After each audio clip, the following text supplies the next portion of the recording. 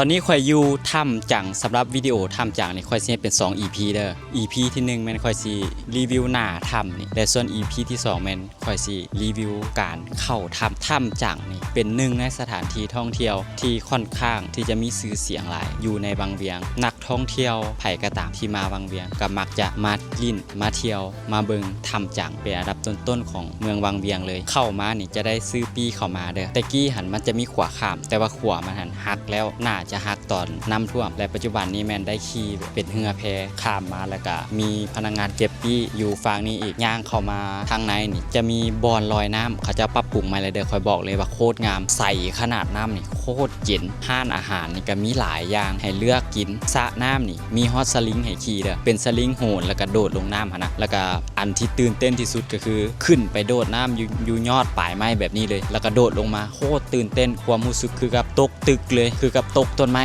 ความตื่นเต้นความเล้าใจความหวาดเสียวแนะนำให้มาลิ่นตัวนี้เด้อขึ้นไปสูงๆแล้วก็โดดลงมาคอยบอกเลยโคตรตื่นเต้นค่อยนี่โดดจนขาสั่นเลยแล้วก็กับตัวโหนสลิงนี่โหนสลิงไปแล้วก็โดดลงกลางน้ำตัวนี้ก็คักคือกันแล้วก็ยังมีพายเรือแล้วก็มีถ้ำลอดน้ำถ้ำตัวนี้จะได้ดึงเสือกเข้าไปจะมีเสือกเด้งให้เฮาก็ดึงเข้าไปแต่ว่าข่อยบ่ได้เข้าทายให้เพราะว่ากล้องข่อยมันบ่ได้กันน้ำทายแต่ปากถ้ำแบบนี้ให้เบิ่งน้ำนี่ใสแห้งผู้สาวต่างประเทศมาลอยน้ำนี่ก็อย่าไปเบิ่งเขาเจ้าหลายเด้อมาเป็นครอบครัวแล้วก็มากินข้าวแล้วก็ลงลอยน้ำนั่งพักผ่อนแล้วก็ขึ้นถ้ำแบบนี้ก็ได้คือกันเด้อมาแบบกิจกรรมครอบครัวแม่นเหมาะสมเลยถ้ำจังงามเด้องามบ่แพ้สถานที่อื่นๆที่อยู่ในบางเวียงเลยบริเวณหน้าถ้ำนี่จะมีหินเป็นหินที่ค่อยบอกบ่ถูกแต่ว่ามันมีความสวยงามเรียงตั้งกันซ่อนกันเบิ่งแล้วก็แปลกตามันก็สวยงามแบบธรรมชาติของมันนะตู้บอนนั่งโต๊ะตั้งนี่มีหลายเจ้าอยากนั่งแจ่ใดก็ได้นั่งมุมใดก็ได้เลือกเอาตามสะดวกเลือกเอาตามสบายเลยเดินนี่ก็ก